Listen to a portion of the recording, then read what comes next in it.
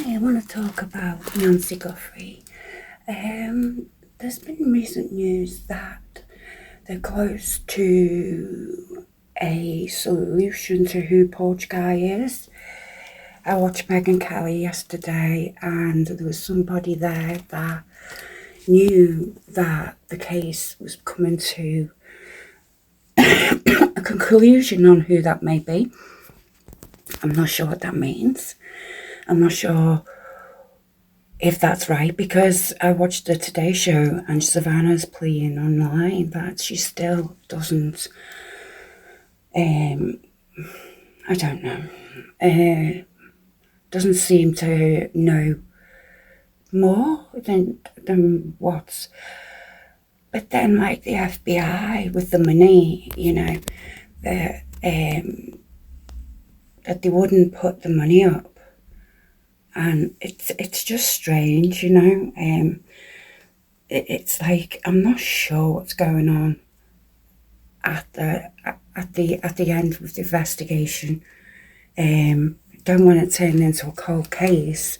What Nancy found, and what, like everyone else, is worried and concerned that it could be somebody that was close, And I have really, really wondered about that before I did make that conclusion at the beginning, that I felt it was something to do with them, but not really sure how. I thought I come to that conclusion, but then I sort of changed my mind about that. It could have been someone around that knew sort of finances, and I still don't know. And people are still searching out in Mexico. Buried in nature. It's not nature that seems like a very strange thing to say, like a peaceful thing to say, like a sort of judgment, like a sort of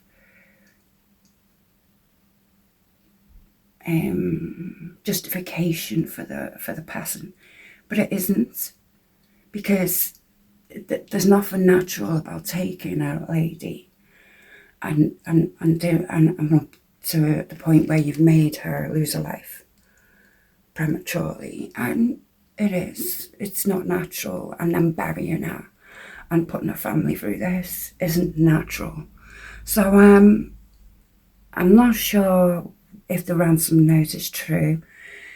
If it's someone in the family now, because that's how I'm starting to feel. But this ransom note was 2 days after the event. Apparently that was taken to Paso County. I'm not sure, but it was one of the stations of the county that got the tip before TMZ, So this one was saying that she passed away a long time ago, and now we're only finding out.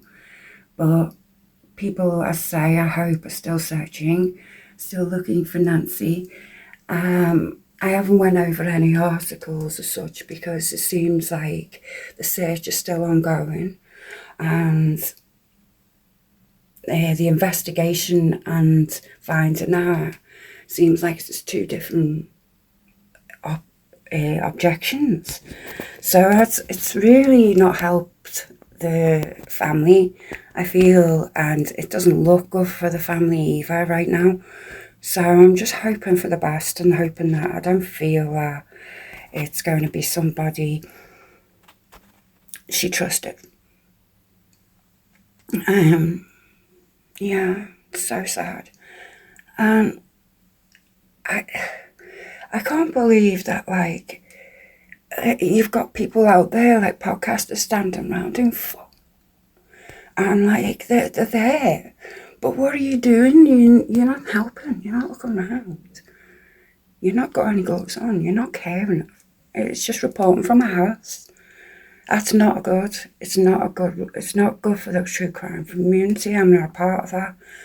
I'm part of finding answers and giving them. I'm not going to be online all day. That's why I don't have many subscribers, probably, because I don't want to milk my audience. I don't want to be online for a long time either. You know, I just don't find it fun, you know. I can be on for an hour and a half, but then it'd be sort of, you know, fake. I'd be pretending to want to be there. And that's where I've drawn the line with everything in life. I can't do that, you know. Takes a lot. Takes a lot of you know, what you're going to report that day, what you're going to do that day when you're online. It's a lot to it. So I bless anyone who can, you know. I just can't. But yeah, I'll try again. But I get no views now, so I'll definitely put my foot in it somewhere on YouTube. But yeah, please subscribe. And everyone, you're welcome to my channel. Take care. Bye-bye.